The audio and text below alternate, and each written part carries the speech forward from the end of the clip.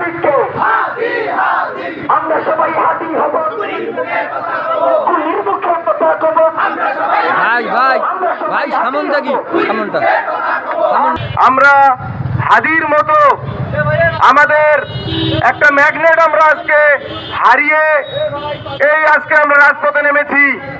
আমরা 71 সালে পাকিস্তানের বিরুদ্ধে যুদ্ধ করে দেশ স্বাধীন করেছি, কিন্তু স্বাধীন করে কি হয়েছে? আবার আমরা ভারতের কবলে পড়েছি। চিন্তা নেই, ইনশাআল্লাহ আমরা রক্ত দেওয়ার জাতি, আমরা রক্ত দিয়ে জুলাই পেয়েছি। ইনশাআল্লাহ আমরা যদি ভারতের বিরুদ্ধে যুদ্ধ করতে হয়, আমরা আবার যুদ্ধ ঘোষণা করব।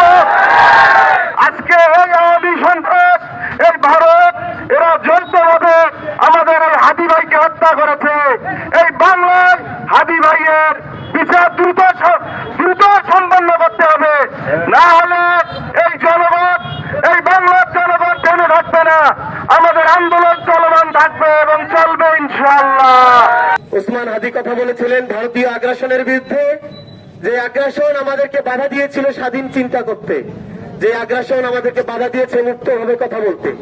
আজ তাকে তার কণ্ঠস্বর বন্ধ করে দেওয়া হয়েছে, একটা কণ্ঠস্বর বন্ধ করে দেওয়া হয়েছে। তবে প্রশ্ন থেমে থাকবে না। একটা দেহ হয়তো বা পড়ে আছে, তবে দেহের মধ্যে থাকা যে আগুন, সেইটা কিন্তু নিভে যায় নাই। সেই আগুন জ্বলছে, সেই আগুন জ্বলবে। আপনারা জানেন তার দীর্ঘদিনের যেই সংগ্রামী পথচলা, সেই পথচলায় তিনি কখনোই অন্যায়ের সাথে আপোষ করেন নাই। আজকে তিনি শহীদ, আমরা দোয়া করবো যে তাকে আল্লাহ শহীদ হিসেবেই কবুল করে নেবেন।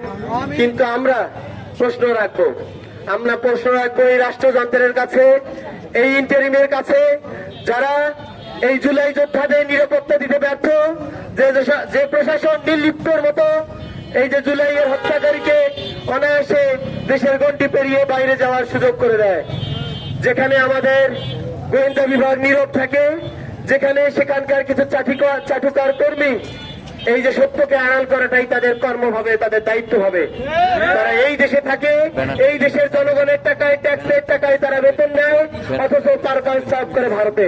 সম্মানিত উপস্থিতি, যে ভাইকে খুন করা হলো অথচ খুনি বুক ফুলিয়ে পালিয়ে যায়, কিন্তু যে সরকারকে অভ্যুত্থানের পরবর্তী সময়ে একটি সুস্থ, একটি সুন্দর দেশ গড়ার লক্ষ্যে বসানো হলো, সেই অথর্ব সরকার এখন পর্যন্ত সেই খুনিকে গ্রেফতার করতে পারল না।